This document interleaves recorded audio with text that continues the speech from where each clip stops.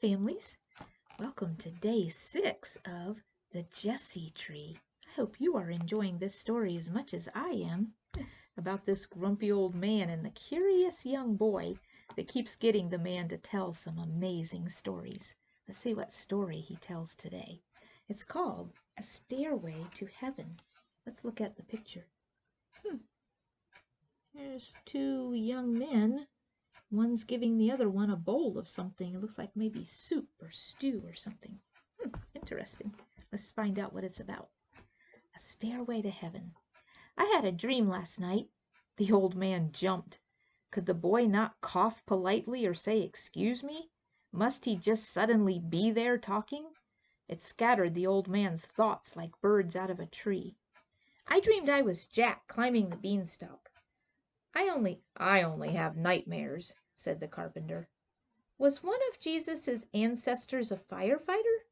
Certainly not. Why? Well, where's that ladder going? He came and put his small fingers on the rungs of the ladder that stood propped mysteriously among the leaves of the carved Jessie tree. Don't meddle, said its maker. The little fingers climbed the ladder rung by rung. Tell me. Everything about Jacob was smooth, from his well-washed skin to the words in his mouth. Only his wits were sharp. His mother thought the world of him. His father Isaac preferred Esau, though. Esau was rough and tough, as different as straw from silk, and Esau was his firstborn son. Esau and Jacob were twins, born only moments apart, but in those days it mattered very much who came first into the light of the day. So Esau was his father's heir, and Jacob wasn't. When Isaac died, Esau would become head of the family, and Jacob wouldn't. That one thought chafed like straw against silk. Esau was a hunter, forever chasing deer across the plains or through the tangled woods. Jacob preferred to stay at home. His mother liked to have him near her. Also, he had plenty of time to think. One day Esau came home half dead with weariness. He flung himself down, muddy from head to foot, and with twigs in his hair. Give me something to eat, brother, I'm exhausted. Quietly, Jacob glided to the fire and filled a wooden bowl with stew. Its scent filled the room, rich and delicious. You give me your birthright, he said teasingly, and I'll give you the stew. Hurry up, I'm starving to death, complained Esau. It's yours, in return for your birthright.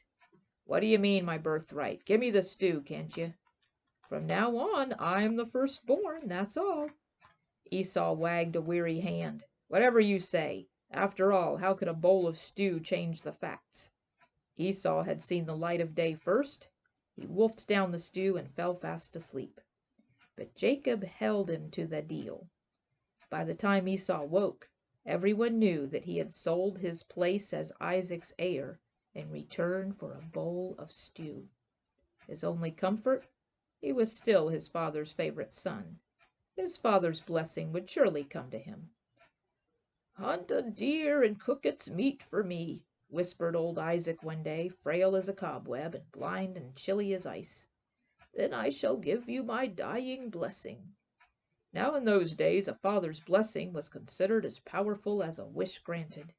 Away went Esau to catch his deer. In slid Jacob, subtle as a cat, his forearms covered in strips of fur, his borrowed clothes smelling of the woods. His mother had put him up to it.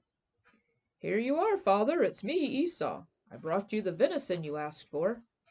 Isaac took the bowl of tender meat from Jacob, as unsuspecting as Esau had been when he had taken the stew.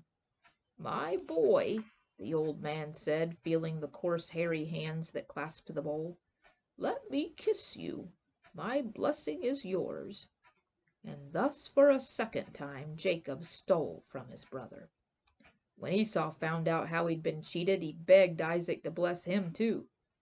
My blessing is given, said the old man, sharing his son's sorrow. Esau was so angry that Jacob had to run for his life, out into the countryside where he had never hunted, out into the woods where the deer knew the way better than he did, out under a scowling sky.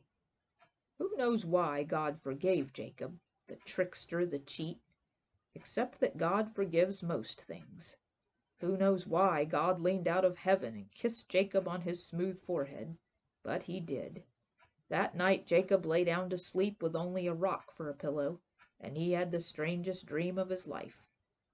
He dreamed he saw a bright hole in the sky above him, as if he were laying on the bottom of a frozen lake, looking up through a hole in the ice.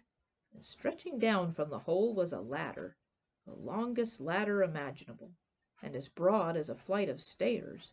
Figures of snowy brightness were climbing the ladder, their faces brushed by the hems of yet more figures climbing down from above. Angels.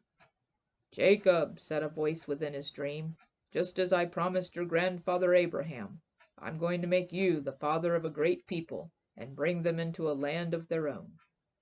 Even when Jacob woke, the dream lingered behind in his eyelids like a flash of lightning. He knew that God had spoken to him. He knew that being a part of God's plan would cost him more than a bowl of stew or a dish of meat. He knew that God would ask more from him than tricks and a quick wit.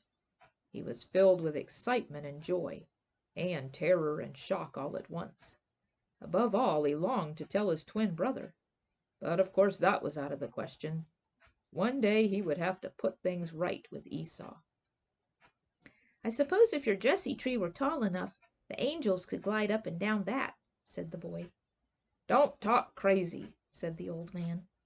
But funnily enough, that night the carpenter dreamed that his Jesse tree had grown like some magic beanstalk all the way up into the sky, and the tourists were climbing up and down it, their mouths white with ice cream and laughter. The boy is starting to cause this old man to think of some things, isn't he? Yep, this curious little boy and this grumpy old man, I think they're starting to become friends, maybe. What do you think? Thank you for listening with me. I will see you again tomorrow. Bye-bye.